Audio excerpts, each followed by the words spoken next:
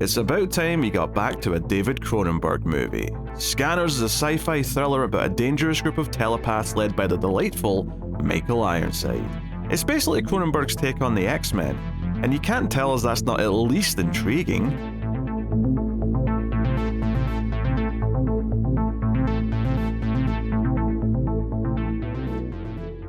Welcome everyone to the Atomic Cinema Experiment. I am Peter, and joining me is David. I come in peace.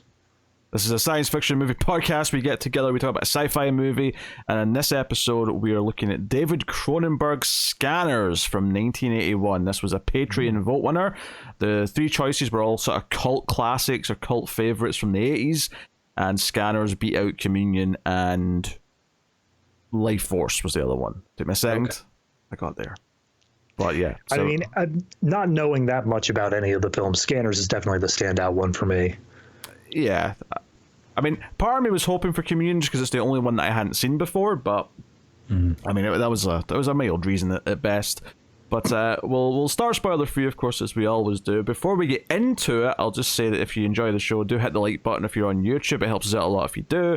And if you want to support us, you can do so over at patreon.com/MailFuzzTV and get some bonus content as well as just help keep the show going. I'll tell you more about what the bonus shows are at the end of the episode.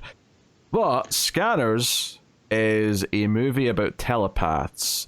It's a movie about a secret sort of almost like it's almost like mutants in the X-Men universe, where there's like a whole group of them sort of starting to kind of rise up, and it's about trying to take down an evil scanner, which is what the main character's tasked with. But we'll get into all the specifics a little bit later.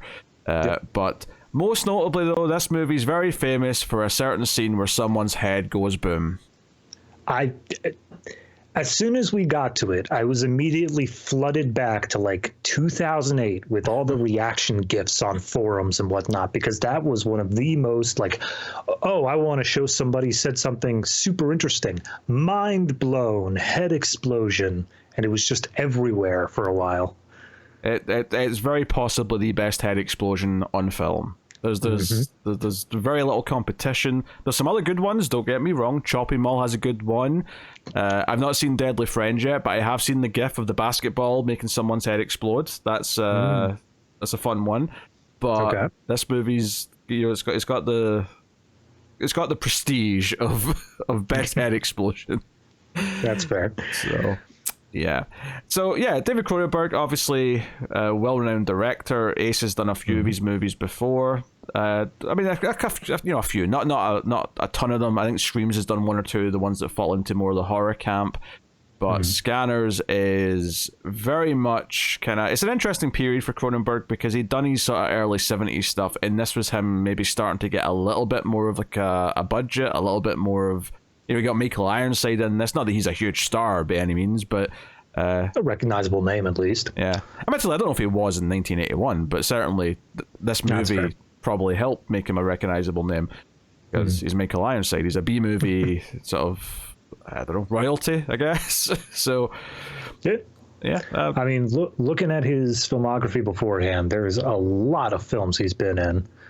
Beforehand, though. Sorry, it's just taking a second to load up. I mean, just after this, he had Top Gun, which I would say is a bigger success, obviously. Oh, for sure, yeah. But, let's see here. Before that, he had a whole, 10 credits to his name before this. So I think this was probably the biggest one that he got out before then. Yeah, so Ironside plays the villain. He plays Daryl Revick. So he's the bad guy in the movie. Patrick McGoohan plays the heroic. Actually, no, sorry, he doesn't. He plays the doctor. Patrick McGoohan's the doctor who works for the company, who's got all the sciencey answers. He's actually quite famous. He's been in a bunch of stuff over the years. I think back in the day, he was most known for a limited series called The Prisoner, a UK show. But he's been in a bunch of things. I just clicked on his name. He was in Braveheart, apparently, and he was in Escape from Alcatraz. He's a very prolific actor. Yeah, he had top billing above everybody else, I think, in this one. I think he was the first one. Yeah, he's the star, that they brought in. Stephen Lack plays Cameron Vale, who's kind of our main hero type character. And then Jennifer O'Neill plays Kim Obrist, who is our love interest doesn't seem right because it's not really a romance, but she's the lady. The best way I would describe it is for fans of Doctor Who. She's the companion. She's the one who's just brought around on the adventure here. Yeah, if that's the comparison we have to make to explain it, I guess I'll go with it. I'm not happy I'm sorry. about it, I'm still trying to figure out which sci-fi is okay to say on this show. Doctor Who, no, got it. Look. If they go into a telephone box and travel through time, I'll accept the comparison. Okay. Okay. All right. It's a bit more overt. I'll remember that from when we do Bill and Ted.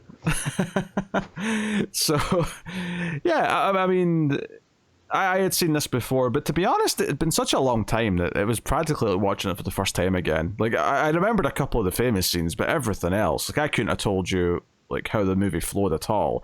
So it was practically a first time watch again. And you, I assume, hadn't seen this before.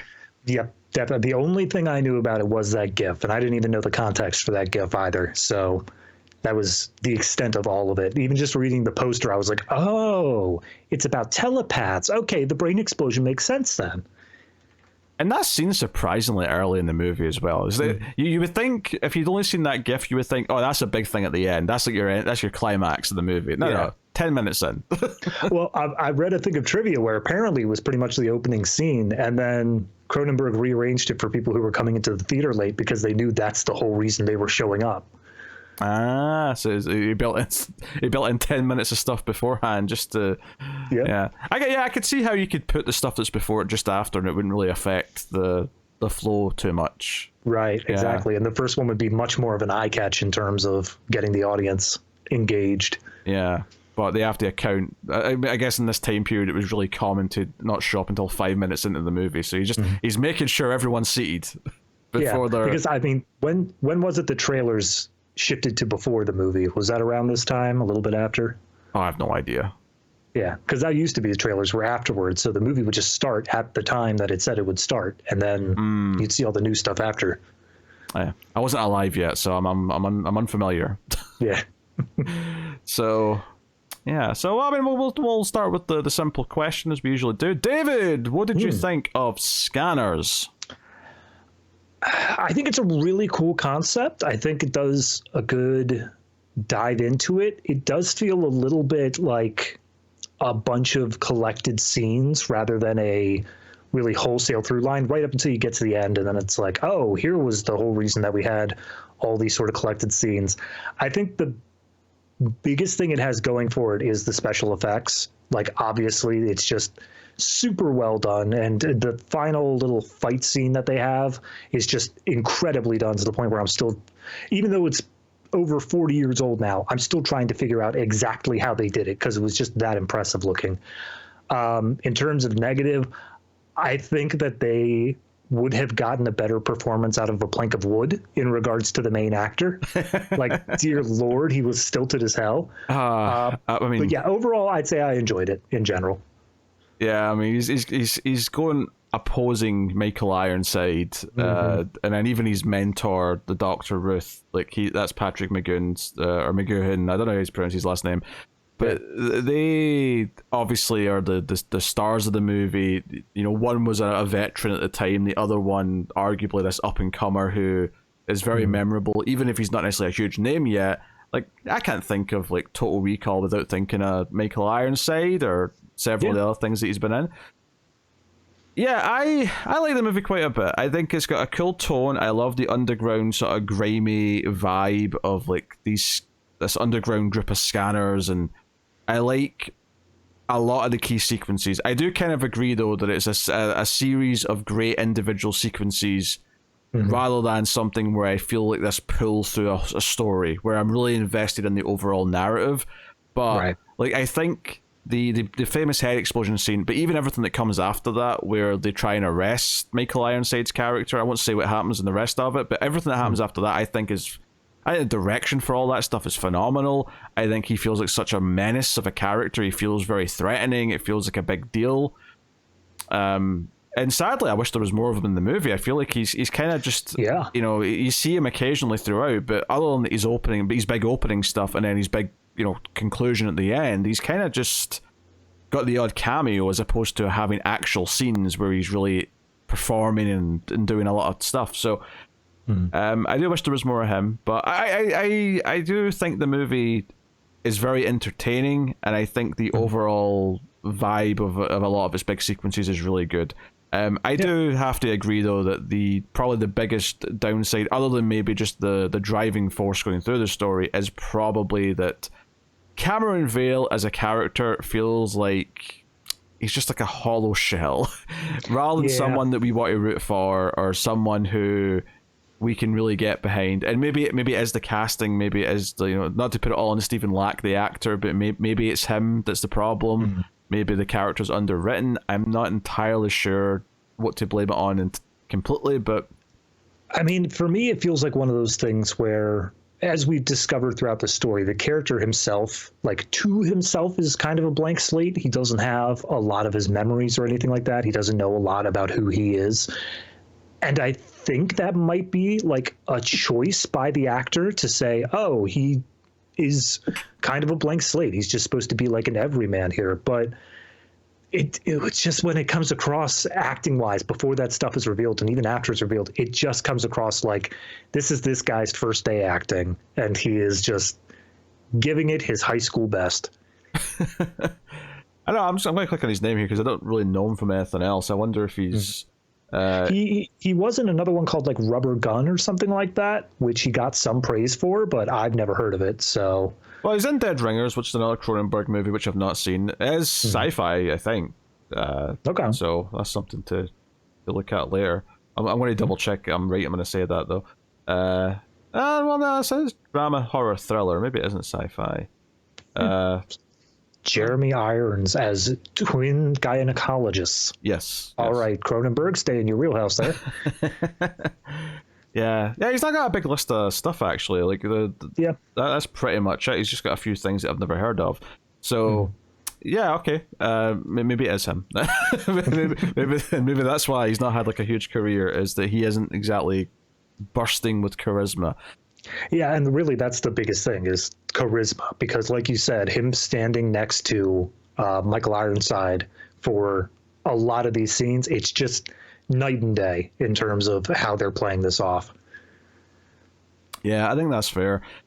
Yeah, so I would say I quite like it though, overall though. But regardless of that, I think there's so many other strengths that are in it. And like you say, it's a cool concept. There's a lot of really cool sequences and cool ideas with how they're handling the scanners existing in the world and how they're being approached. There's definitely some stuff they could have developed further, and part of that is because, of course, I've seen other stories have this type of concept. If it's not with telepaths, and maybe with something else. In fact, one of the things that this made me think of a little bit, well, I can't really say is why exactly until we get to spoilers, but I will say there's actually a comparison I'm going to make with Blade Runner later on. Okay. So I'll talk about that there. But I mean, I think you hit the nail on the head earlier on of X-Men, because it's just this idea of there's this hidden underground group with special powers that come from normal humans. And there's a villainous group, and there's a more good group. And yeah. One is fighting on the side of humanity, the other is fighting for domination. It's pretty much just X-Men, except all of them have the same power. Here's a question. When Cronenberg made this in 1981... Yes. Do you think he had ever read an X-Men comic?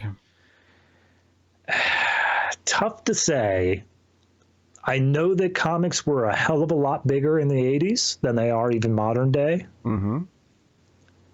I would think yes, if I just had to put money on it, because obviously the X-Men were big during their run in the 60s and such. I imagine that little kitty Cronenberg at some point would have been handed an X-Men comic. But that's the thing though, it wasn't that big in the 60s because it got cancelled, right? It didn't really get big until the 70s relaunch, and I'm wondering if Cronenberg was too old by that point to get drawn into X-Men.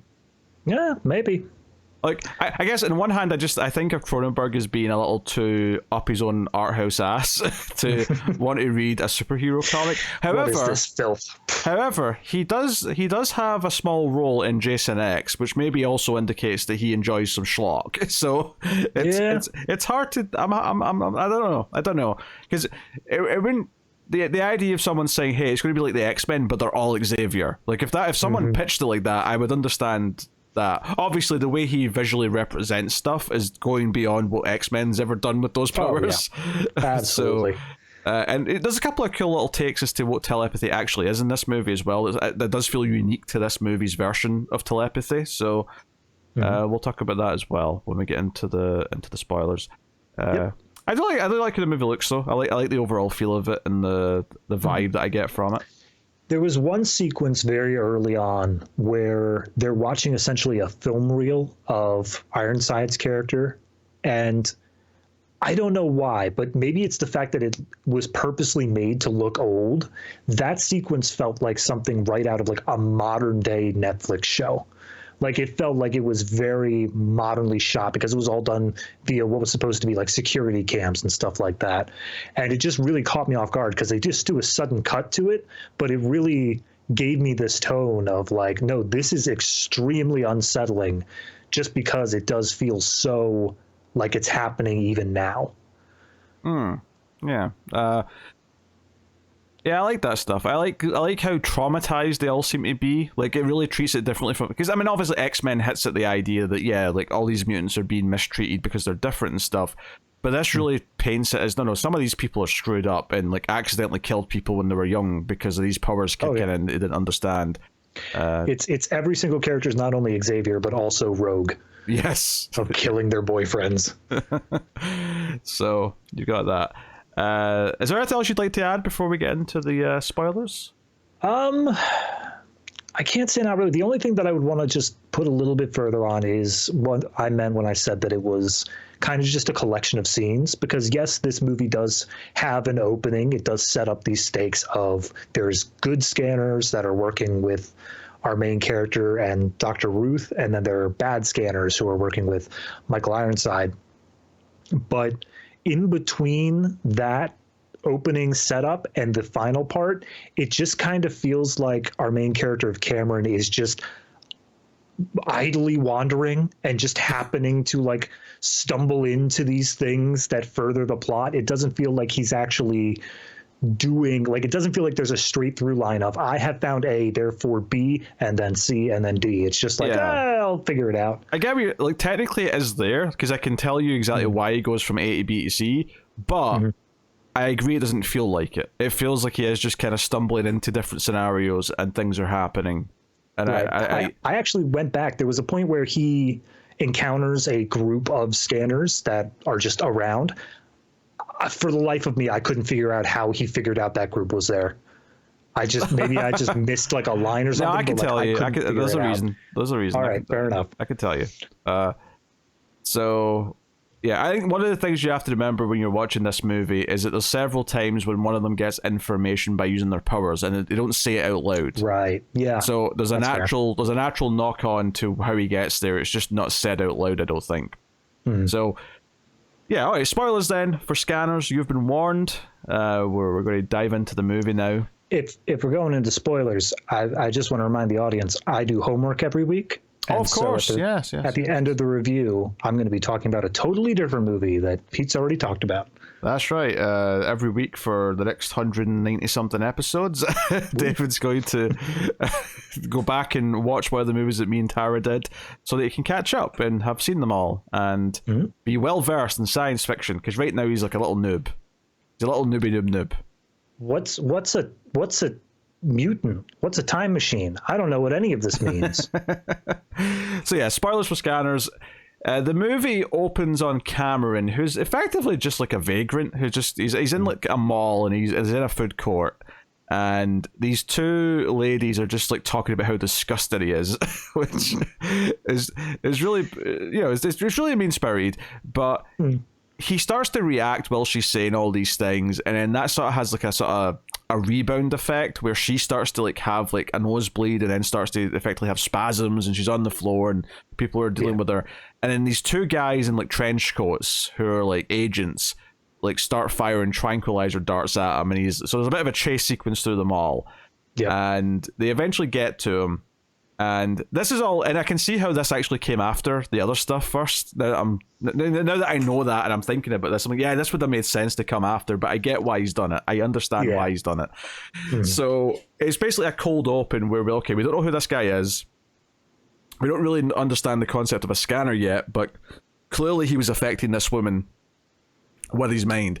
But he's strapped to a table, and we meet Dr. Ruth, who comes in, and he looks like a doctor as well. He's got a beard and a tweed jacket. He's got that. Oh yeah, vibe. He's straight up Freud, like 100%. And these people come in the room and sit in the benches, and Cameron's strapped to a bed, and the doctor's like, "Just try and control it. Listen to the people in the room, Cameron. Just listen to them."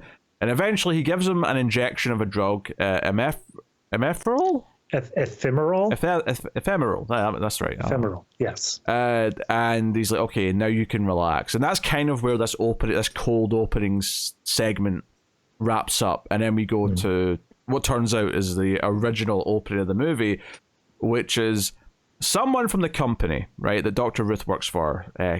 Chemsec? Was that him? Consec. Consec, thank you. Which is just like a private military company. It's just like BlackRock or something. And we have this guy, this is the famous head explosion guy, right? And he's got like a small audience in this little lecture theater, and he's explaining what a scanner is. He's explaining that some people can do stuff with their mind, and he wants a volunteer, and no one's saying yes, but then eventually Michael Ironside, Revik, puts up his hand and he comes down. Who, in fairness, when he volunteers, he doesn't seem like he's menacing about it. If you didn't know he was the villain in this movie, he just seems like a guy who's totally willing to cooperate with this little experiment. I half agree with that. And the reason why I say half agree is because there's something about the brow on Michael Ironside that always looks menacing to me. Fair enough. Well, that is one of his main character things that we see. He has a circular shaped scar right in between his eyebrows here, which we discover why later. That'll come up in a bit, yeah. But yeah, he just comes down and he sits down, and the guy's like, okay, think of something personal that no one else would know. And he's going to scan him and tell the audience what he's thinking about. So he tries to do it, but of course this is all a trap. Michael Ironside is a scanner, a powerful scanner at that, and instead fights back. And the scanner who's trying to do this as a demonstration to the audience, starts to shake violently until his head explodes, and it is glorious. This practical effect. They built a prosthetic head with blood and gunk in it, and I believe I read it was blood, fake blood, dog food, and some other meats, and then they blew it up from behind with a 12-gauge shotgun. Oh, was it just a shotgun? That's cool. All right. Yeah. The dog food, that looks like brain matter. Yeah, cover it in some fake blood. That'll look like brain. That makes sense. So Michael Ironside tries to skedaddle, but the security team are like, no, you're coming with us. And he's like, no, I didn't do anything. So they take Michael Ironside, and they're in a car with him, hold him at gunpoint, and there's another car as well with more agents in it. So they're both driving down the road, and we get this big set piece where Michael Ironside starts to use his powers in the car. He makes the other car that he's not in crash, and this car just bursts into flames as soon as it hits a pole. It's actually a little bit comical just how quickly it's completely on fire. There are two things that are different in the scanners universe and our universe. One is that there are scanners. Two is that if you so much as stub your toe, you're going to burst into flames. That is fair. But we see how dangerous he is, though, because he makes these other guards shoot themselves, right? He just makes them point the gun at themselves and shoot, and he gets out, and it feels like, oh, this was a great entrance for a villain. He feels like this threat who can make anyone do anything he thinks about.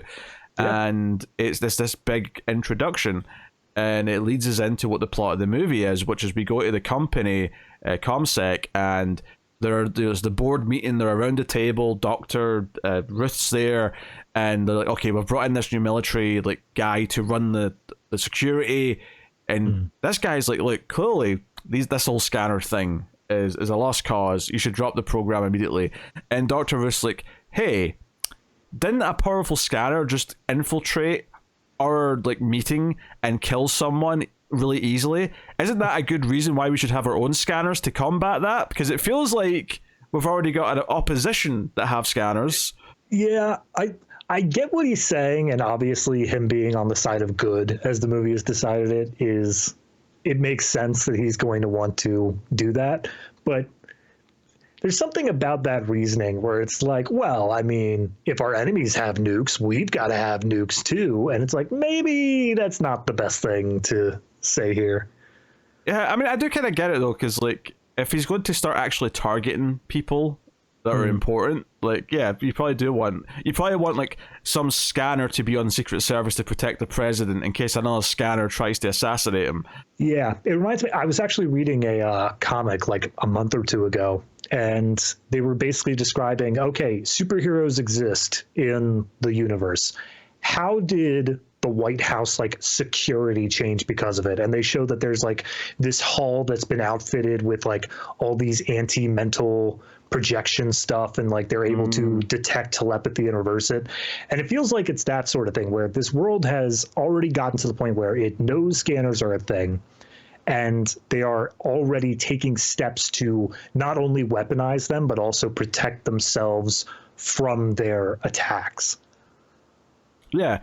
And so basically what we learn here between this scene and then some of the stuff where the Doctor then is explaining this to Cameron, because Cameron's basically his chosen one. He's like, why don't we send someone in to infiltrate his bad group of scanners? And that's what he wants Cameron to be. He wants Cameron to go find Revik, infiltrate, and retrieve information, if not just outright kill Revik and put a stop to it. But what we find out is that Revik has built up a team of his own scanners. He somehow got a list of all the scanners, and by the end, it makes some sense how there's a list. Because at this point in the movie, we're like, so is this just a natural thing that scanners are being born? Like, how could there be a list that knows who everyone is? By the end, it makes sense actually why there's a list. Because they explicitly say, like, all right, there are 237 scanners. They don't say, like, we know of 237 scanners. They say specifically, there are 237 scanners. And we've lost track of all of them. Revik's going around and making them join his cause, and if they refuse, he's killing them. So it really gives this really nasty impression where maybe Cameron is the only one left who might not be on the bad guy's side. Obviously, we do find some later. We find a small group of like people who have been holding out that have not joined up with Revik, although Revik clearly is coming for them and has sent people to kill them. So they decided that it's best to stay out of the fight entirely, not on Revik's side, but also not helping fight against him. So this is all your setup. So it's a very interesting world that the movie set up, like quite early on here, where it's like, okay, it's like the common public don't know about all these scanners yet, but clearly this, military corporation do, and the fact that there's this uprising from evil scanners led by this guy who wants to basically revolt and like make more scanners. He wants to, take control of everything. Magneto. It's very Magneto. It's also, like, when we get to later on and we find out that they're all created effectively by Dr. Ruth, he's behind them all. I'm like, this is where the Blade Runner comparison came into me. Is like, much like the scientist or the inventor in that created all the replicants, and you've got this replicant who's now revolting and wants to be independent and, like, rule effectively. That's kind of something I was drawing comparisons from, and they're not that far apart. This came out a year before Blade Runner. Blade Runner was already in production by the time this came out, so it's not like one copied the other or anything like that. Although I will say one of the major things, and I think it kind of contributed to the idea that this didn't feel like it had a super strong through line, is that apparently production, not post-production, but just production itself, was condensed down to 2 months, and they didn't have a script finished when they had to start filming. So it's, as much as you say, like, obviously Blade Runner was filming before this, but like it was substantially filming before this, because this was very much shortened down. This was a quick and dirty shoot. So yeah, Blade Runner was definitely already full swing by the time this was getting made. Yeah, but it's an interesting comparison point. It was it definitely made me think of it a little bit. When at the end when he was talking about Dr. Ruth being their father, which I didn't think he meant literally their father either, but then he explained, no, he's actually biologically, I thought he just meant he created the scanners, so he's all our father, but no, you two are literally brothers and he's your dad. It's his sperm that made you. Okay. Which, like, I get it, and it makes that ending reveal of, like, the Darth Vader, I am your brother thing a little bit punchier, but it also kind of feels like it takes away a little bit, where how convenient is it that these two super powerful ones just happen to be brothers together. I don't know. It seemed more symbolic and poetic to me when they were just metaphorically siblings along with the other 270 rather than actual siblings. Well, it's not a coincidence. That's the big thing, is that it's explained that these two are the two oldest scanners because they were actually tested with this drug. Because the whole thing, as we find out at the end, is that this drug was marketed in a small demographic, right? It wasn't like a nationwide thing, but it was promoted to pregnant women. And it didn't do the effect it was supposed to have. But the side effect is that the babies ended up being scanners. And Dr. Ruth, he gave this to his wife before it was ever given to anyone else. And that's why the two oldest scanners are these two brothers that predate all the other scanners. So it's like, okay, so it's not a coincidence that they're brothers. It is interesting, though, because I was wondering, there's a whole big thing where when Dr. Ruth dies, there's a whole thing where he starts to like get really kind of guilty and starts monologuing internally about like the past and about this right program, and it does feel like, oh, there's something to reveal here. He clearly feels guilty about something, but in the moment it's actually not that clear what he's feeling bad about or what's going through his head. Right. It's very confusing the first time, but then when you get to the end and you get the explanation, it's like, okay, he feels guilty about creating the scanners, and he definitely feels guilty about abandoning his two sons because he didn't care about them. Oh yeah. In fact, I don't know again how much of Michael Ironside you can take literally in what he's saying or how much it's just lies, because obviously he is willing to lie to get ahead here. But he explains to Cameron that basically Cameron was kept on ice and was basically pulled out of cryo sleep whenever it was apparent that Michael Ironside was too much of a threat, and Dr. Ruth realized that Cameron is the only one who stands a chance of taking him down. This detail was kind of interesting to me because I wasn't sure how literal he was being. Because obviously, so the way the first couple of scenes would have played maybe a little bit better after the whole like seminar with the head explosion and the introduction of Revik is that the doctor says, hey, there's someone that I can bring in who we can maybe train to go after Revik, right? And then if you're saying, okay, so that's why he goes and tracks down his other son and trains him up, and they even have like a scene where they have like someone come in and he's like, okay, Cameron, I want you to slow down this guy's heart, but don't kill him. Well, they specifically this guy, apparently he's like a yoga guy who can 100% control his own heart rate and stuff like that. So he's actually a good counter to all of the other scanners in order to not let his heart explode. But Cameron is so strong and so chosen one that he's able to override this guy's own powers over himself and almost explode his heart. I think because he called the room a mental gymnasium, and I thought, oh, we're going to get a full training sequence of all these different little mental tasks that he can do to test his powers. But this is actually where we learn the interesting bit of how they're tackling telepathy in this movie, is that he explains that telepathy is not just connecting to someone else's mind, and that's what it usually is, really. Is that it's more about connecting to the entire nervous system, and the brain's obviously the main part of that, but you can connect to other things, and it's like, hey, you can literally slow it down or speed up the heart. And this even comes up later where the idea of him connecting to a computer nervous system comes up, but we'll get to that. Yeah. I got words for that part, but all right. So like, I thought this was an interesting twist on typical telepathy and how it tends to be handled. And I'm like, okay, all right, so this is a little bit different. It makes like a full body thing as opposed to just the mental battles that you might otherwise get. Yeah, I also enjoy how, because when you change it into a nervous system thing, it changes it from just basic telepathy and suggestion of like, oh, I'm mind controlling you to move your arm or whatever. This form allows you to physically, even against the person's will, move their arm. You can control their bodies while they're still conscious of the fact that they are not in control of it, which just adds a little bit extra to that body horror aspect to it, of not being in control of your own body when they're linked up with you. Yeah, and it's not full on telekinesis though, because you can't just move a chair, because that's not a living thing. So it's a nice little twist on things. I appreciated that. But like all of this stuff, though, it makes sense that if you did start with the head explosion scene and the introduction of the villain, it would make sense that all of this comes after. Whereas as the movie presents it, it's like he goes and finds Cameron first, and then this stuff happens, and he's already got him, and he says, "Hey, we've got someone that we can use." It still works, but it's definitely a little bit different. It feels more like this idea that the government is always on the lookout for scanners, and anytime one of them makes themselves apparent, they just take him in. And so they found Cameron and took him in. But through the way that I think it was originally supposed to be presented, it's obviously they only took him in because they needed him against Michael Ironside, which, by the way, he has a name. I should say that. Revik. That's right. I've said it every time I brought him up. That's fine. I'm so much more on the first names than the last names, and I couldn't remember Daryl. Yeah. So, I never called him Daryl. Well, that's never came up once. So, I think when you look back at the way this movie starts, when he's saying this at the end about you were on ice and that's why you don't really remember your childhood.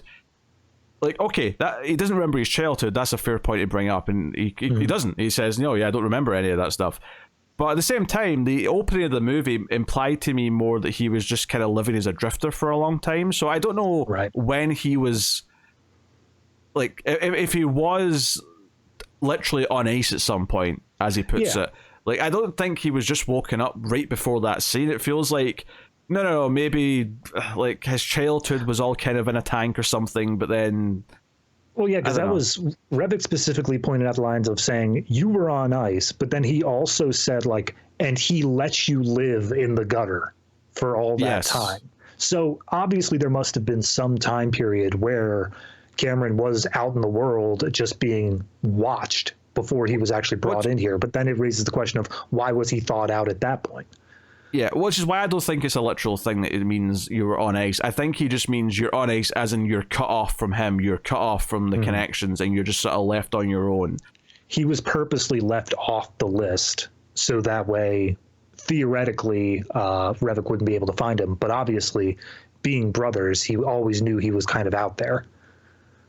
Yeah, so, like, I think the mythology they set up in here is quite interesting, by and large. It's just funny though, because it really only comes into it in the last scene for the most part, right? And it is good. Like everything they bring up in the last scene, I actually do really like. But so much in the movie is actually just kind of him trying to track down Revik, and it starts off with them sending him to an artist who is a scanner who accidentally killed some of his family. And he spent time in an institution. They also show him the footage of Revik in an institution where he drilled a hole in his head because he wanted to give himself an exit for the people to get out. And this is speaking to the idea that he was, he kind of felt crazy because he was hearing all these other voices in his head from other people. And this was kind of his reaction to it. And maybe you could say, oh, this is another example of how cruel Dr. Ruth is that he didn't like explain to him and didn't like teach him what this is and how to control it or anything. He was kind of left to suffer it effectively. Yeah, because that's the thing that the movie makes very clear is that this is not something of like selective telepathy. If you don't know how to control it, you are just taking in input from everyone around you all the time. And it is absolute hell for any of the scanners. But then counteract that with Dr. Ruth has this drug, ephemeral, that not only creates the scanners, but also when applied to them as adults, it essentially removes their scanning ability temporarily. It lets it quiet down. I don't think it removes the ability, but it takes away all the excess noise, because I think they still have their ability to, like, still, if they want to actively do something, they can still do it. I mean, yes, but no, because there was that one part when they're brought into the military base and they are told that they have to take ephemeral before going in, and Dr. Ruth points out saying, like, I gave you a fake one, so you're able to defend yourselves. No, you're quite right. The reason why I was saying that, though, is because earlier on in the movie, it felt like Cameron was out doing stuff and using his powers, and then it was almost like he needed a top-up, and he wanted to get more of it. And I felt like he'd been on it still, even though he was using his powers. But I guess you're right, yeah. They do explicitly say later on that they try to give it to them so they can't fight back if the occasion arises. I think the way that I would equate it is the equivalent of like pain relief for like just like normal pain over like a person's life. Well, blanking on the word for some reason, but like someone has a recurring injury or something like that, obviously the pain's always going to be there. Chronic, is that the word you're looking for? Chronic, that's the word, yes. Someone, has chronic pain, the pain's always going to be there. And at the start, like right after the injury, you need a lot in order to kind of deal with the pain as it first starts. But over time, you need less and less of it to be able to function. So I think that, he takes ephemeral at the beginning and he says he needs a top up because he's still new to this. He still doesn't know how to control it entirely. Meanwhile, by the end of the film, it seems like he's got a much better grasp over it and he's able to do it even while ephemeral's in his system. Yeah, so he goes to this artist, or he tries to anyway. The artist isn't at his show because he doesn't like meeting the public. And the gallery guy is like not telling him where he lives. But of course, he's a scanner, so he just like will think about where he lives, and he's like, "What?" And then he starts reading his mind. So it's like, okay, that makes sense. But there's also a woman there who turns out to be Kim, or one of our other sort of not main characters, but relatively main. And she's clearly paying attention to this. So when he goes to the artist's home, he knows he's coming because this Kim has told him. Okay. And he's asking questions, about stuff. And the artist is like, I can't help you. Like, I can't help you at all. And as they're having their conversation, there's guys with shotguns coming to this like barn that these art studio was in. So we've got this sort of tension building as they're coming up to the house. And they're inside having this debate where he wants his help to find Revik and whatnot. So we get a really fun sequence here. This is a really standout moment where they come in and they actually kill the artist. Like, he gets blasted to bits multiple times. I love this sequence just for the lead up to him getting blasted, because these people are in a very tight space. This is a not huge studio. They have shotguns, which are known for their spread, and yet they have missed 7 times in a row in shooting this guy. Yeah, but it's not like he's running away that much either, because he does get hit. The first shot hits him, and then they miss a bunch, and then he gets hit again, and eventually goes down.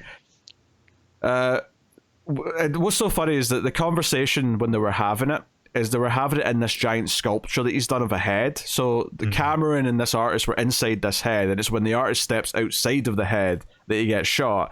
So Cameron's still in the head, and then he starts using his powers, and all 4 of them start feeling pain in their head, and then fly back. And at this point, I was questioning, like, aren't these people scanners who have been sent by Revik? Or shouldn't they be able to fight this because they're also scanners? And I guess the implication is that him and Revik are too powerful. Like, they're more powerful than everyone else.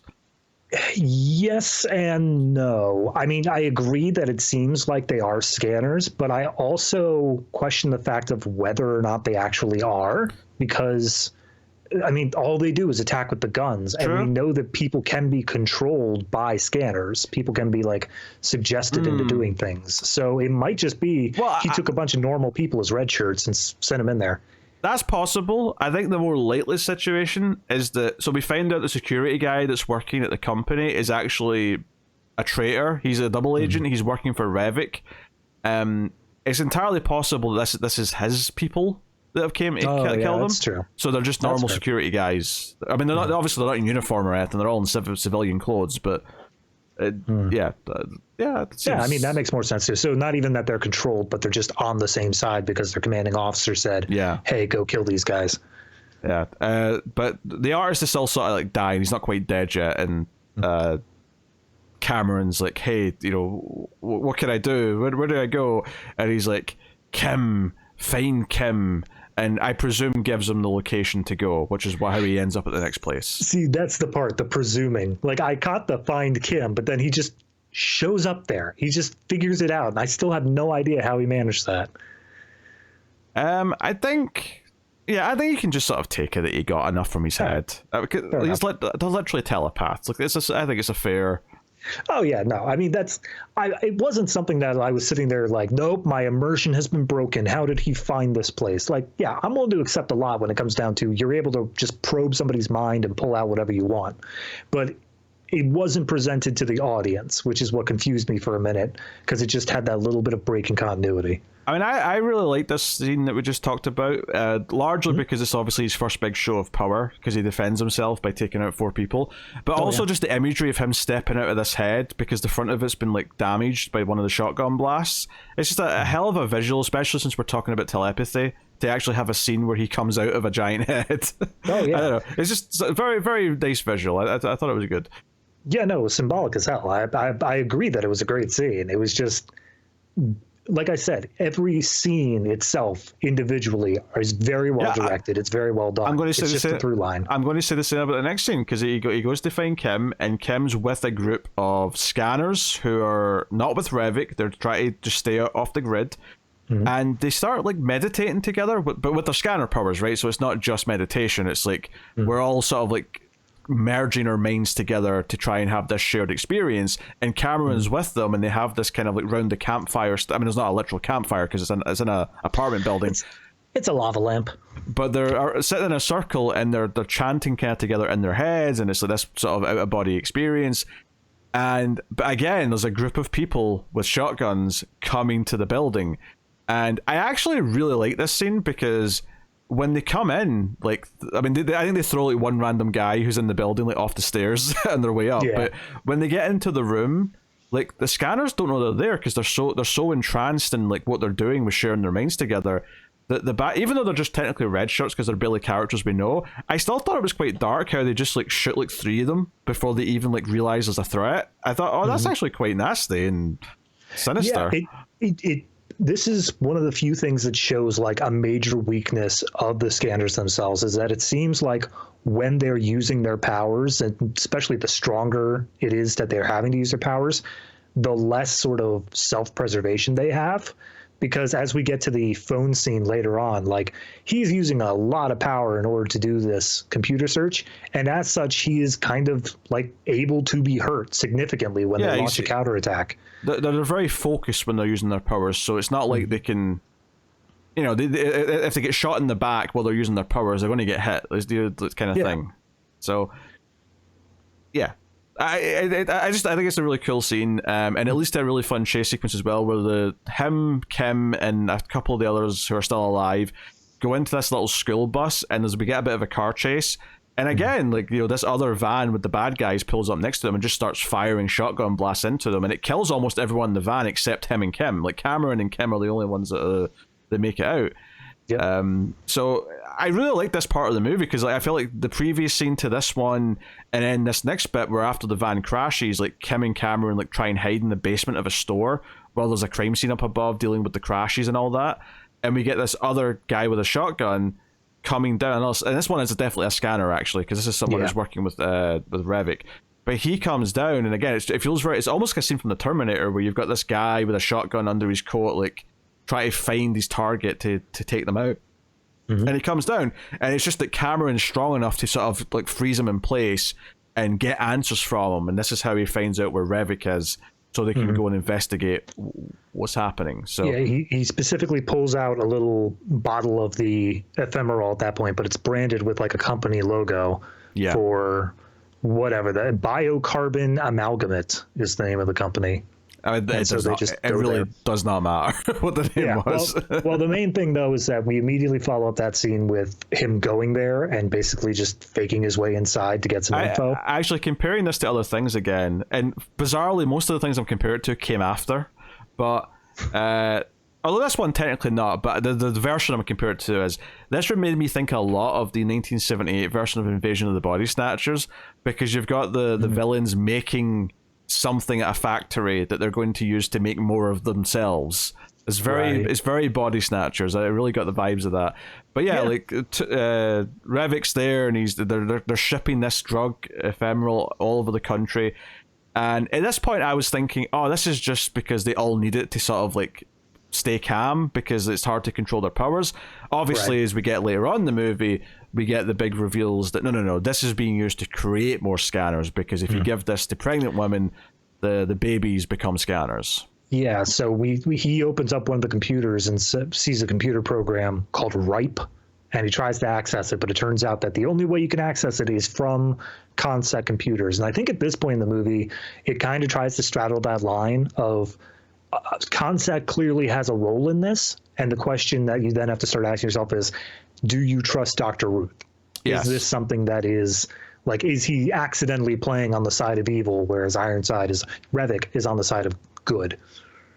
Yeah, and the funny thing is that obviously it's actually the security guy who's working with Revik, who's like using the company's resources to help do all this, but the company itself doesn't really know about it, and that's all fine. But I think Dr. Ruth himself is an interesting character because it's very clear that while he has kind of noble intentions right now to try and stop Revik, he clearly has done a lot of shady stuff in the past with his decisions that he's made, with this drug, with his sons, with how he's... So when he does die, and he's just sort of like in a trance thinking about what his past sins are, and the security guy kills him ultimately a little bit later, it really does feel like, oh, this was a flawed character who, while he technically was on the side of good, like I never got the vibe that he was like this noble, heroic person, and by the time he's dead, it really feels like, oh yeah, he's like dying for his sins here. You know, he's not just dying on. It's not like a sad death. It's more like well, it's still sad, but it's sad in like a this was an inevitable like comeuppance for you, as opposed to. Yeah, it feels to me like, I mean, obviously not the way he died, but it felt kind of like the character of the real life man of Oppenheimer, where he created this awful, horrible thing, this weapon that is just indescribably like destructive. And as he did that, he realized how bad it was, and he spent the rest of his life trying to essentially atone for that, trying to fix it however he could. But obviously, in the end, it wasn't enough. It is interesting because earlier on we were talking about mutually assured destruction by having good scanners. We have to have good scanners to fight bad scanners, and we kind of compared that to nuclear bombs. So it's interesting that we've circled back round to comparing him to Oppenheimer a little bit. Yeah. I don't know how much of a direct parallel that Cronenberg was going for with that. Maybe he was. I'm not sure, but yeah. I mean, it's a toss-up, obviously, but I do think that the idea of somebody regretting that they make something bad is a theme that you see repeated over and over throughout history, of someone who goes in with the best intentions, but then ultimately, oops, turns out people are violent and they want to do bad things. Although at the same time, though, you're also taking that and combining it with the fact that the things he created are literally his children, which adds an extra layer of just like awful to it. Yeah. Honestly, that's one of the, like I said before, I was kind of iffy on whether or not them being brothers was required, whether or not it actually enhanced the story. I don't think it enhanced the story overall, but I think it really strengthened Dr. Ruth's arc. In terms of, he not only did he do this to just kids across the nation, he did it to his own children, and that just hits all the more harder that essentially his entire goal now is to use one of his children to kill his other child. Yeah. It's interesting. I'd almost like to go back and watch it again with the ending in mind, and like knowing what the backstory is from the get-go, to see like sort of what other little bits I can pick up on. But so they get into the computer, but because it's a consec program, they can't do it. He doesn't have access. So they make the choice to go back to the company, go back to consec just now. And the security guy is aware they're coming because he's talking to Revik. Yeah, they basically have made up a plan. They made up a fake thing saying that, what's her name? Kim. Obrist? Yeah, Kim. She is a informant for Revik. She's able to basically give the contact people all the information on Revik, and Revik's like, no, she isn't. None of my people would flip. None of them are going to be bad. But if she seems like she knows something, you're going to have to kill her. Yeah. She hasn't. She's had nothing to do with Revik the whole time. This is just this is just what they're going to say to the company, so that he can talk to Dr. Ruth and maybe get to the bottom of what who inside the company is actually working with the Revik. But the company guy does try to kill Ruth. However, he does try to kill Kim, but Ruth made sure that when they injected them with ephemeral, it wasn't actually, it was just something harmless. It was just like saline or whatever. Yeah, so something that wouldn't affect their powers. So Kim's able to fight back and sort of make him shoot the wall or whatever, and then that sets off an alarm and all chaos breaks loose. It does feel like Dr. Ruth's not being completely honest, like, because Cameron's asking questions that are all very valid, and he's very conveniently being vague and very mysterious about everything, and Yeah, he clearly has heard the term Project Rape before. You know, as much as he says he doesn't know what that is, he clearly does, because later on he's muttering it as he's like getting ready to die. yeah, we basically get this sequence where Cameron has decided, no, I have to go save Kim. I have to make sure she's all right. It's more important than Project Ripe. And as he leaves, we just get this internal monologue, like zoomed in on Dr. Root's face as he just kind of reasons through, like, oh, yes, you have to access the program, but the program is the past, and the past, we have to access the past. That's the case.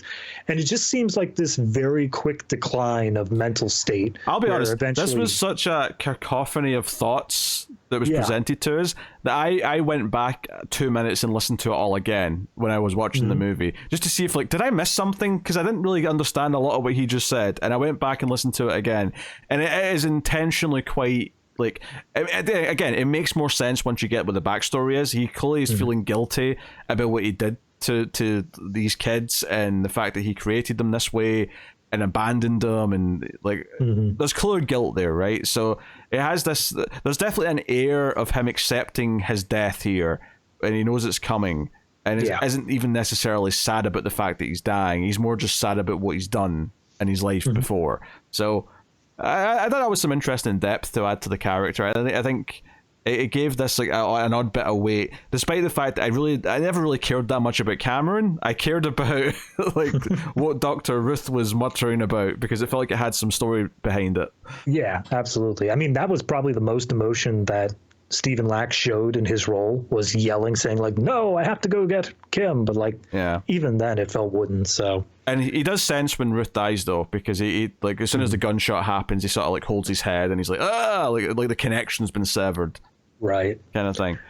Although maybe that's actually, now I'm thinking about it, maybe that's an intentional little hint that maybe he felt that happen because it's his father, and that's like a sort of like little hint that that's why Revik always knew he had a brother, is because there's like a psychic kind of link between them, kind of thing.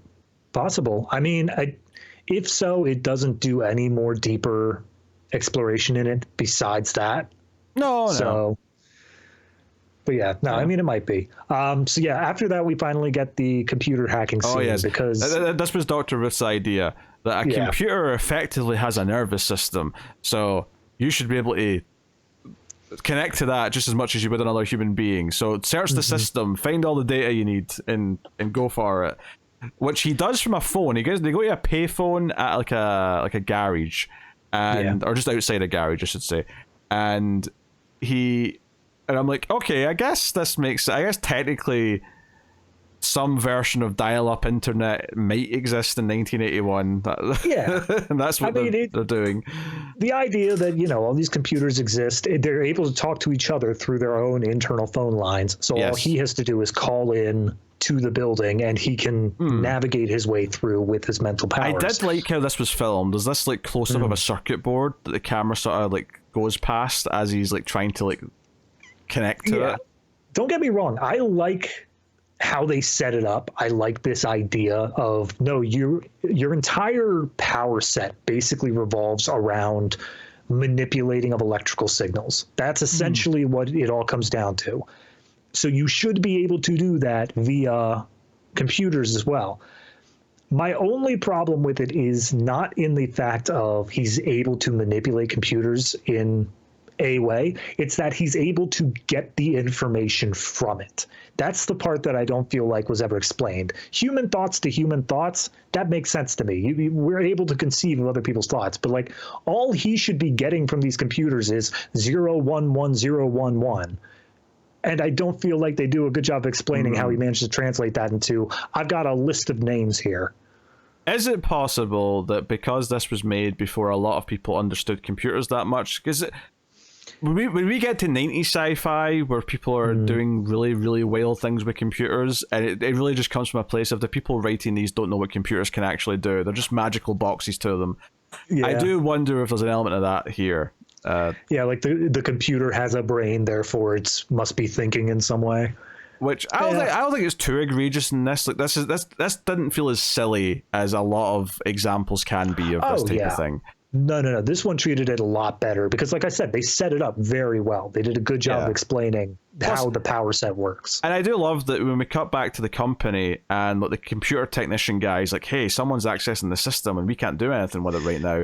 The security guy like eventually realizes roughly what's happening. He's like, wait, he's linked up to the system. Can we like do something to hurt him when he's linked up? I did like this idea of them trying to fight him when he's hooked up to the computer by like admittedly calling it the self-destruct of the computer felt a bit hokey, but I mean, I was kind of hoping that they were going to go full tilt on the idea that this guy doesn't know anything about IT because he's waving a gun around. He's like, you're gonna do this, you're gonna take it out. I kind of wanted him to just be like, all right, fine, I'll take it out, and he just starts shooting the tapes, and all the IT guys are like, that's not doing anything, sir. You're just shooting tapes. Yeah. Which all bubbles up to Cameron fighting back and eventually all the computers in the room exploding, which, you know. Best line is that the IT guy is like, they start the self-destruct sequence, quote unquote, and the guy's like, sir, it's not actually a self-destruct, it's just the tapes. They're just changing position, like it's not actually gonna be an explosion. And he's like, yeah, okay, we'll see about that, you've never fought a scanner before. And then as the whole thing finally happens, the guy's like, see, no explosion, and then everything explodes. Beautiful scene. Including, and actually this is one of my favorite little practical effects, because obviously the body stuff's great, but I love that Cameron's holding the phone and it starts like melt. The actual handset of the phone starts melting, and you can see like it's sort of like black goo dripping from it. And then eventually not only does the garage blow up behind them, which I get because it has, you know, gas and stuff in it to some extent. The phone booth. They specifically show the dude dropping the gas like nozzle, being like, I'm out of here. Yeah, but the phone booth, after they run away from the phone booth itself explodes, and I'm like, there is nothing in there that could possibly combust. It just had that much electricity flowing through it. It was that intense. I mean, I enjoyed watching it. I'm not going to lie, but it was definitely just a silly little detail. But I enjoyed, this was another great example of like this entire set piece of him hooking up to the computer and them trying to fight it from the computer control room, and then it resulted in all these explosions, both in their end and this end. That was all very entertaining, just like the meeting the scanners with the sort of the prayer circle and the car chase that happened after. Great sort of set piece moments. The stuff before when he's fighting the other dudes with the shotguns and he's in the head at the artist studio thing, also very entertaining. All these things in their own are all very compelling things. Yeah. I think my big thing with the pacing of the movie, and this is probably another critique I would levy at it, is that this feels like we're building up, right? And then we go to what he's found out from the information. He's basically tracked down this doctor to question about how he's given his pregnant patients this drug. And of course, Kim in the waiting room gets scanned, and she realizes she's being scanned by the unborn baby inside the pregnant woman, right? And it's like, okay, so we've realized this. And that's all fine, right? So we're building up the plot. And then out of nowhere, some tranq darts come through the window and hit her. Cameron runs outside, and there's Revik, there's Michael Ironside. He tranks David, and then we wake up in what turns out to effectively be the final scene of the movie. And I think I felt like that just kind of came out of nowhere, and I didn't feel like we built up to the climax. It felt like we just skipped to it. Yeah, it felt like if this were a TV show, that all of a sudden they got 2 episodes shorter on their like season, and they were like, oh, we got to bump up the finale, let's just get that to here now. Yeah, it just felt like we had to build to Revik again. Like, okay, like they needed a mission to go there. I don't mind them being like knocked out and taken to Revik necessarily, but I felt like it had to happen at a more crescendoed moment of the story, the structure. Yeah, I think what we were missing was just a true display of Revik's uninhibited power. We needed something where he was controlling like 10 or 15 people, and Cameron had to try to fight against that in some way. We just needed something that was bigger than everything we've seen before. But instead, we get a car driving away after shooting tranq darts, and then Revik just standing there. Yeah, like maybe it's basically a showdown where Revik decidedly just wins, right? And he wins, and that's how they get captured. But regardless, once he wakes up and he's in Revik's office, and Revik's like, hey, this drug from the 40s, this was a thing, and this is what led to all the scanners. Yeah. And he talks about Daddy and how Daddy did this, and so on, so on. I do actually love that line where he's like, and you know who did that? And he's like, Dr. Ruth. And he's like, Daddy did that.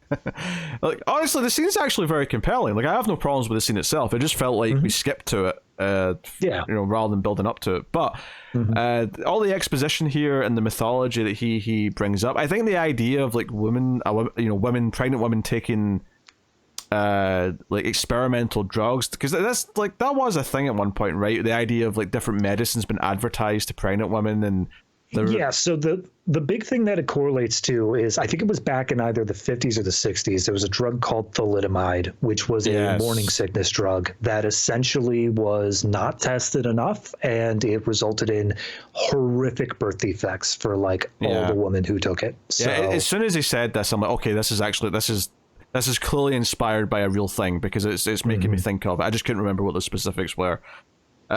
So like, I thought, okay, that's an interesting thing to sort of like tie into this and sort of talk about, because you're kind of mixing it, because we've been comparing it to making nuclear bombs, and then you mix it with that as well. So you mix it with that David Cronenberg style of body horror, but in this movie, unlike some of his others, the body horror element of it is largely the idea that humans are being made as weapons, even if that wasn't the intention. Because anyway, Revik even says that like he didn't make this drug to do this. It just ended up being a side effect, and then he became obsessed with the side effect because it was... Because that's the thing. That's the reason they have the list of 237 people, is that once the drug was applied, they basically backtracked it and said, here are all the women who bought that original drug thing, who took it. Here's their children. We can keep track of these people. But now what the plan that Revik has is essentially, we're going to send it out again, and we're going to secretly apply to these women to create a whole new generation of scanners that Revik is going to be able to control to essentially take over the world. Yeah. So all this stuff's good. I like it a lot. And then the final showdown here is a telepath battle where they're both trying to fight each other and make each other's heads explode. And the body horror stuff, the practical effects here is these giant veins are bulging out of Michael Ironside's face and arms, and then like Cameron's like face starts like melting at one point, and he's got like parts that are opening up. It's great. There was a bit where like you see these veins popping up on his wrists, where it's just, you see them traveling out up from under his sleeves, and that one you can very clearly see the delineation between the makeup, the prosthetic that is showing it, and the rest of his hand. But then like when it's showing the veins coming up Ironside's face, or like how Cameron claws off part of his skull, I mean, obviously it is some level of prosthetics, but they blended it perfectly. Like, I couldn't tell any difference between where it started and where it ended. Yeah, and I obviously hear the whole idea is that he wanted Cameron to like be on his side and like join him, come over to the dark side, brother, kind of thing. And it was that entire conversation they had was somewhere in the middle between the Joker and the Dark Knight in the interrogation room, and obviously Darth Vader. Like, it was somewhere in the middle there, where he was just like, because the other point that they made was he knew that Cameron was his brother the whole time, and all of the attempts on their life were never aimed at him. It was aimed at all the other people to try to get Cameron to come to Revik. Yeah. So we get this showdown. He's very disappointed that Cameron is not on board, and we get this battle, and it cuts away. We don't get to quite see the end of it because it wants to do this ending where Kim wakes up in the next room after being tranquilized, comes in, sees a charred body on the floor, and we don't know exactly who this is, and then she looks over and there's someone in the corner with a jacket over their head, kind of like cowering. And then the jacket lifts up, and it's Revik. It's Michael Ironside. However, the voice that comes out of his mouth is Cameron, who says, "I did it. We won," which implies that in the battle, he transferred over to Revik, and his body's gone, but he won the battle of the minds because his mind's still the one that exists. Admittedly, you could say that maybe this is a trick or something or whatever, but that feels to be what the ending's really going for. I mean, there's no reason for him to really play that trick. I don't think it seems pretty genuine. Yeah. I mean, we described like the blood and stuff rushing up, but then it does this extra thing where flames start shooting out of Cameron's body, and His hands, he starts incinerating. But then the poster happens, which I didn't know was a poster, but they do this thing where Revik's eyes go completely white, and he's just kind of like stuck in place, and it's such a powerful image. It's such like, I can understand why they use it for the poster, even though it's so spoilery, because it is such a major part of that scene. It's such a strong image. The good thing about it is it doesn't really spoil anything plot wise, because you don't really understand the context of it, whereas the poster of, say, Planet of the Apes, whenever you see a new poster of that, like it kind of really gives away something, whereas this on its own doesn't. It's just like, okay, that's a hell of a visual, and then when you finally get to see it, it's like, oh yeah, okay, I see why they did this. So, and I think it was perfectly paced as well, of that just, you don't get to see how it ends. You don't see what exactly happens to the bodies. It just fades to white, and then Kim comes into the aftermath. Yeah, it's really good stuff. The ending's really good. I think when I look back at the movie as a whole, and because Cronenberg usually has some deep like themes and messages throughout his films, and I was looking at this one, and I wasn't really able to nail down what I thought it was like the main message was. There's definitely things that we've been talking about as we've been through it, and we've talked about the idea of making weapons, and the idea of making like a new race of people, and those people rising up and fighting back, and all these things. But like, I feel like in Cronenberg's other movies, there's usually one central thing that's clearly the main thing that it's about. With this one, I don't know if there's one that jumps out at me quite as much. Well, the one thing that they kept on leaning on at the very end, as Revik was giving out his whole plan of world domination and whatnot, is Cameron fought back with the idea of, you sound just like our dad. You sound just like Dr. Ruth, in this idea of being able to control the lives of all these other people and bend their will to yours and such like that. And I feel like that's got to be at least part of the central theme, is this idea of, despite the fact that scanners are practically a separate race at this point, separate species, just same way that X-Men were, they are still people. They are still people who should be allowed to live their lives as they see fit, and they shouldn't be conscripted either to the side of good or evil just by the fact that they are this thing, if I had to put it forward. Because I think that's the only reason why they would bring up this idea of a whole nother generation is just right around the corner. I mean, we've seen what one scanner can do. You've got 200 of them. You're going to be able to take over the world. To say that there's this extra generation coming up implies this idea of, are you born into this sort of area, this little box that they're putting you in, or are you able to choose your own destiny? I think the other thing for me that I was getting from it is the idea of like how overwhelming empathy is, because Dr. Ruth basically has no empathy, right? That's kind of his character. He doesn't care, at least for the most part. He's there to do his scientific stuff. He's there to like make a warrior to take on his other son. Like his backstory certainly sounds like he's very, almost sociopathic with the way he approached like his work in his science and all that. But the scanners are kind of forced to be empathetic to a point, because they're hearing it around them the whole time. They're hearing what everyone else is thinking, both good and bad. And it's about sort of like being able to like process that and like understand it and like respond to it in a healthy way.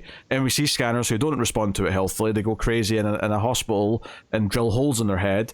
But then Cameron's supposed to be this character who is tackling it in a way that is more healthy, and he is ultimately coming down this side of no, like we all should have the choice. We should all be able to live our lives, like you say, as we want to, and not as part of this war that you're putting everyone into. So I think empathy is a big part of it as well, for sure. But yeah, like I just when I look at some of his other films where Shivers has got the that's like the one that's like the STD spreading, like this almost zombie rape virus and things like that. Like, it's very easy to sort of look at that and say, okay, what is it talking about in terms of society and sex and desire and all these things? And then you look at, I don't know, pick another Cronenberg movie. Like, I mean, the last one, the newest one that I watched that has Crimes of the Future is very much this story. It's almost an allegory for himself, where he's talking about an artist who's already done so much and people expecting the next thing from you. And if you already said everything you've got to say and stuff like that. The main theme of that, like, just it was shouting it at me, and not in a way where it was too like he was being overt about it, but more just on the nose, more just that it was clearly defined the whole time. With this one, it kind of felt like, okay, I can see like a few things that he's juggling here, and they're all fitting together relatively well, but it doesn't quite have that central thing that I was speaking to me the whole time. Yeah, I mean, the only other thing that I could throw out there is just looking at the release date here. It was released mid-January of 1981, literally less than a week before Ronald Reagan was put in the Oval Office as president. Okay. So I think that there might be a little subtext here of, we've got this idea of the norm, the conservative values, the stuff like that. I go back to that first scene with that woman who is basically talking about Cameron as if he's a freak just because he looks homeless and whatnot. That strikes, like, even as I was looking at it, I'm like, that is straight up like Cameron, or what's her name, Thatcher, level of like just complete disregard for any sort of humanity that is different in that way. And I think that maybe it might be an idea of that, of, you get this idea of the other, the group that is out from the group that is in control of things, and they have to essentially either fight back and do what Revick's doing in order to try to take control back, or they have to try to work within the system, which is what Cameron's doing. But I don't think either way is like the right way to do things. There is no good way to do that sort of thing, Yeah, no, I can see some parallels to that. Yeah, the time period it came out is probably important. Yep. So, no, it's an interesting movie. I think it's 100 minutes. Arguably, it could even do with being a little bit longer, just to like build up to the climax a bit more. But I think it flows well enough in terms of watching it, but maybe not as perfectly as it should in terms of its narrative pacing, in terms of how it flows from scene to scene. Yeah, I think that this movie, if it had just one more draft, just really get the interstitials between the scenes, get the flow down right, it would have been in one of the all-time classics. Yeah. As it is, I still think it's quite strong, though. I think it does many things well that, like, you can definitely see why it's a cult hit. It's not as big as an E.T. or something like that, but you can see why it does have a following, and why enough of it is very memorable and has kept it in the it's something that gets a special release in every format. There's always there was a special edition DVD, and then there's a special Blu-ray, and I'm sure there's a 4K release. It's in the Criterion collection. Yeah, it is. Yeah. So yeah, and yeah, like we said, all the practical body horror stuff with the head explosion, the telepath battle at the end, all very entertaining and look great. So yeah, it comes with. I think it comes as a sort of recommendation, just with the little caveat that it's not perfect, and but in some ways its roughness also is kind of endearing, because it gives it a bit of an edge to it as well that maybe wouldn't be there if it was completely put together, if that makes sense. Yeah, it's a weird little straddling the middle ground where we do want that extra little bit of polish in some aspects, but the fact that it does have this grimy feel to it is kind of what makes it its own thing, rather than just every other sort of movie that was being put out. So yeah, I don't know. I can't say the best way to fix it. Obviously pacing is a problem, but if that were to come at the cost of taking away some of the grime, I'd say keep it as is. Yeah, it's a tough thing. So I think we're ready to rate the movie, though. So what would you like to give Scanners out of 10? Out of 10. I think that Scanners is a solid 7.5. I think it's a very, very good movie. I think that it has some aspects to it that I like. I think that it's bigger on the ideas that it lays out, and the sort of the special effects, obviously, but also the moments in the movie are better than the whole. of the movie. I think that people can go back and watch this and find moments they really like, but on the whole, it's just not collectively as strong as those individual seconds. So I'm going to say 7.5. Yeah, I would agree with 7.5. I think it's not quite in that great territory, but there's a lot of great things in it, so it's all ultimately still quite good and very much worth watching for all the reasons we've talked about. But it's sometimes people say something's more than the sum of its parts. This is kind of the opposite, where it's not quite what the sum of its parts should be, but those parts are very, very good and very much worth seeing. So as far as making the collection goes, that's on a totally different show. Oh yeah, that's collector's cut. Never mind. I was going to say it makes the collection for anyone who's curious. Yeah, that's fair. I'd agree with that. Yeah. All right. So David will do his homework in a little bit. We'll find out what movie he's watched. But before he does that, I'll just tell you all about patreon.com/MailFuzzTV. There's 2 monthly bonus shows that me and David do. One at the $3 and up tier, one at the $5 and up tier. The first is the Criterion Cut, where we review movies from the Criterion Collection. Technically, this one could have been on that show, but it's science fiction, so it's here instead. So, very good. But we also have Extra Reels, which is the show where we do some of the worst movies of all time. That's where you'll find us doing Neil Breen and Tommy Wiseau and things of that nature. So, if that's of interest to you, you can go check out that. So, and there's also a bonus Screams After Midnight show every month, and some other stuff as well. Me and Connor do a video game podcast every month. Bunch of stuff on Patreon if you want to support all the content. Keep it all coming and get some extras for your time and money. By all means, go do so. If you can't, don't feel too bad. You can support us for free by liking, subscribing, rating the show on iTunes or wherever you get your podcast from. Share us on the social medias or whatever. All good stuff. But yes, every episode, for the time being, David is doing some homework, which means he's going back and watching a movie that me and Tara did on the show before he came aboard. So, David, why don't you tell us what movie you watched for this week? Well, I got to thinking, a lot of these homeworks, I'm trying to do 80s movies because we have a countdown coming up. And I thought, what's another good 80s movie that has fantastic practical effects and also significant pacing problems? I picked episode 132, which is Dune. Okay. All right. Yep. Very good. So, yeah, obviously Dune Part 2 will be coming up on this show eventually. I just needed to get this out of the way before that came along with Dune Part 1 again eventually. But yeah, no, this I had never seen Dune 84 before. I have heard of its legend of being just impenetrable and so out there. And honestly, I was pleasantly surprised at what I saw. I didn't think it was I'll say I liked it more than I thought I was going to, based on the reputation. It is still a mess. It is absolutely a mess. It rushes through things. However, when that electric guitar kicks in and he's riding the worm, it's hard not to be like, yeah, you know what? Yeah, I'm kind of into this. Yeah, absolutely. But no, that was my major problem. Was the special effects great? I even enjoyed the sort of big ideas with all the different families and different guilds or whatever fighting against each other.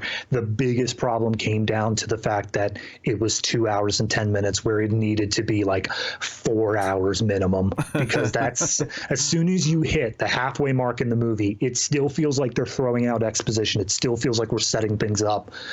But then the second half just sprints to the finish. It just immediately throws all sort of pacing out the window. And I kept on waiting because for people who've seen it, the opening shot is of this princess who's just delivering exposition to you. She's just literally staring at the camera saying, here's the world thus far. She's also a face in the sky. She's like it's like a face floating in space. And it keeps like fading in and out between it and the star field. But then she just never has another line in the entire movie. And that baffled me. I kept waiting for her to become important, and she just never did. You just see her again, but she never really does anything. Yep. But yeah, no, I think Dune was much more accessible than I expected it to be. Obviously, it has significant problems, but I can see why it became such a cult hit. I can see why there was this group that saw it and became just immediately invested, started reading the books and stuff like that. It's got something special to it. Same sort of way that Scanners does. There's this extra little something to it that's I can see why people latch on. So overall, rating wise, I'd say that one's another 7.5. I actually really did enjoy it. It's a glorious mess. Mm-hmm. that's my review of Dune in a nutshell. Yep. Glorious mess. All right, well there you go. That's David's homework for another week. We'll find out what he does as homework next time. Next regular episode, though, I didn't tell you what was coming next. I should do that. Yep. That's usually something I do. So next week on the show, we will be looking at Shin Godzilla, which I've not seen before, and I've been looking forward to. I've seen most of the Japanese Godzillas. Okay. Maybe one or two I've not seen, but for whatever reason, I never get around to Shin Godzilla. So I'm actually quite excited to see it. This is a first then, because I've actually seen Shin Godzilla twice, once in the Japanese and once in the English. So. I mean, yeah. Did the English viewing give you a perspective that you needed? It allowed me to watch the movie without actually having to give it my full attention to read the subtitles. That's what that viewing was for, more or less. All right. Well, Shin Godzilla is next.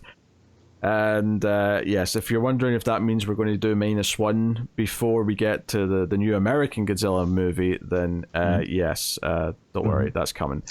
But we won't tell you when. It'll sneak right up on you. Yeah, I'll have already seen that by the time. By the time you get this episode, I'll have seen Godzilla -1, but we won't have done it yet. But I'll know what my opinion is, but I don't know what it is as I record this because I've not seen it yet. So it's a whole time warp situation. Like I said, time machine. I don't understand how it works. Yeah, I don't understand either. But yeah, Shin Godzilla is next week, so look forward to that. That's the show, everyone. That has been the Atomic Cinema Experiment. Hopefully you had a fun time with us going through Scanners and giving our thoughts and feelings on it and trying to make sense of what it was doing. But let us know what you think of the movie in the comments, and we'll see you guys next time. So keep watching Science Fiction and Computer at Salsa.